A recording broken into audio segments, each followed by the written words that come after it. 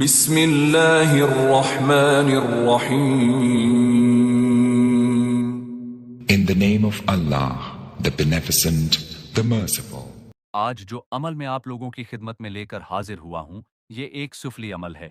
اس عمل کے ذریعے آپ اپنا ہر طرح کا کام ہوگا لے سکتے ہیں، چاہے وہ جیسا بھی کام ہو، محبت کا کام ہو، نفرت کا کام ہو، کسی سے کوئی کام کروانا ہو، اگر آپ کی بیوی ناراض ہے تو اسے منانا ہو، یا کسی بھی انسان کو اپنے قابو میں کرنا ہو، یا کسی شخص سے کوئی کام لینا ہو۔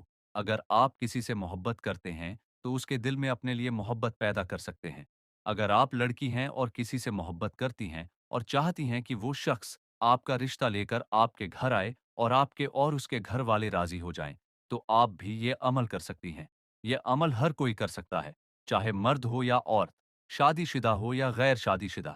آپ اس عمل سے ہر طرح کا کام لے سکتے ہیں۔ یہ عمل نہایت آسان ہے، اس میں کسی بھی قسم کی کوئی درکار ہے چیز نہیں ہے، نہ ہو یہ کوئی محنت والا کام ہے۔ تو چلیے چلتے ہیں عمل کی طرف۔ یہ عمل آپ لوگوں نے 7 دن تک روزانہ کرنا ہے۔ ہر روز رات 12 بجے آپ نے یہ عمل یہ عمل واش روم میں بیٹھ کے آپ نے کرنا ہے۔ اس اسکرین پر جو منظر دکھایا گیا ہے اسے دیکھتے ہوئے عمل کرنا ہے۔ منتر یہ ہے ہلکاہن ملکاہن فاکن یاکن۔ آپ نے یہ منتر 103 مرتبہ پڑھنا ہے۔ اس دوران آپ کے دل اور ذہن میں صرف وہ کام ہونا چاہیے جو آپ کروانا چاہتے ہیں، یعنی اس عمل کے دوران مکمل دھیان اسی نیت پر رکھنا ہے کہ آپ یہ عمل فلاں کام کے لیے کر رہے ہیں۔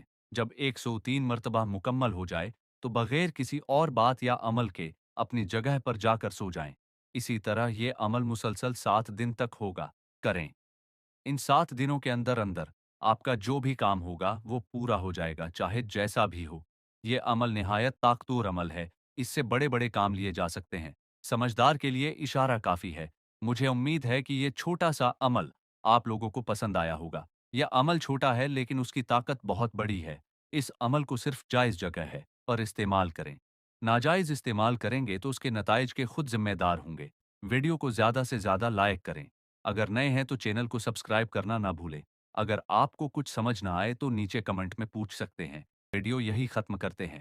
مجھے اجازت دیجیے، اپنا بہت خیال رکھیے گا اور مجھے بھی اپنی دعا میں یاد رکھیے گا۔ اللہ حافظ۔